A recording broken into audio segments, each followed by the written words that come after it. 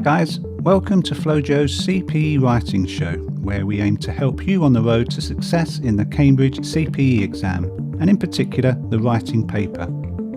In this first episode, we'll be looking at a really important skill at advanced level, the ability to paraphrase.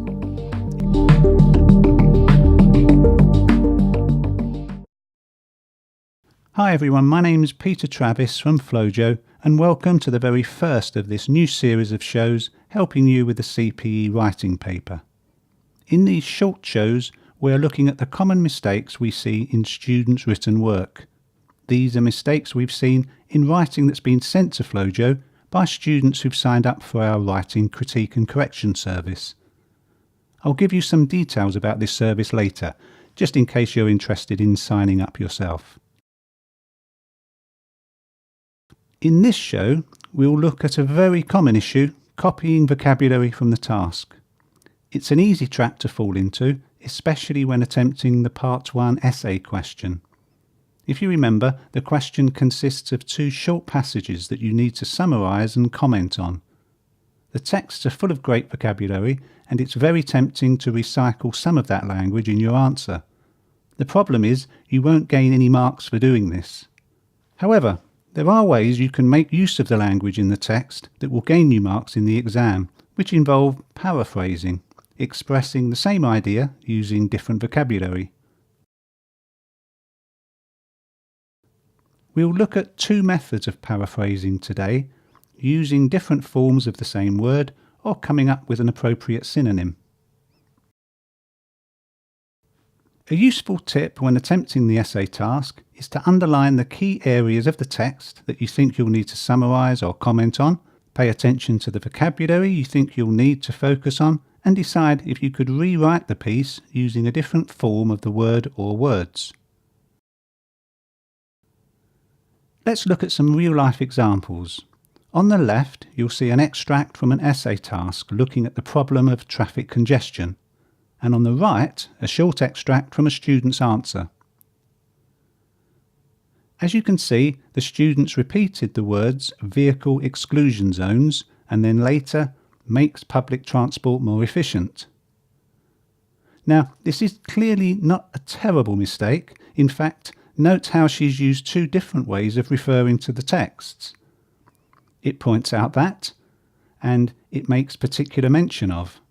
This is great use of paraphrasing.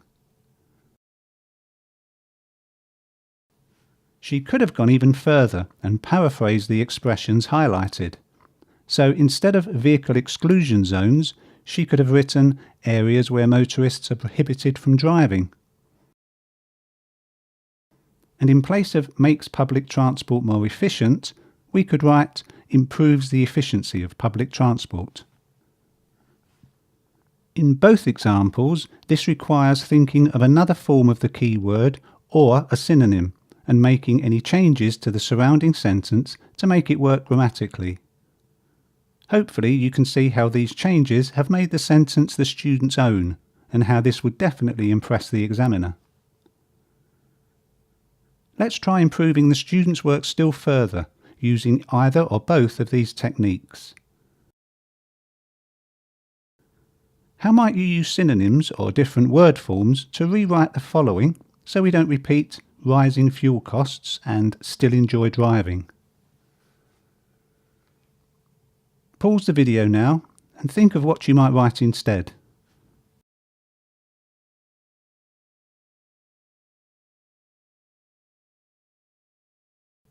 Obviously, there are various possible answers to these, but here are a few suggestions. Instead of despite rising fuel costs, we could use synonyms to write in spite of increasing expenditure on fuel. And instead of enjoy driving, we could write find driving pleasurable. Let's try another. What could we write to avoid repeating also gives us the chance to express ourselves? Again, pause the video while you consider an alternative. Well, we could rewrite the sentence to say, the car is also a means of self-expression. Here we've come up with an alternative form of the words express ourselves, as in self-expression. So how can you take steps to increase your vocabulary, including a knowledge of synonyms and word forms? Well, you could start by visiting the Flo-Joe website each day to practice word formation. We publish a new quiz each day, Monday to Friday. And of course you should read as often and as widely as possible in English, whether that be novels, magazines, newspapers, that kind of thing. That's the end of this quick video. If you're preparing for the CPE exam and need help with your writing, find out more about our CPE Writing, Critique and Correction service.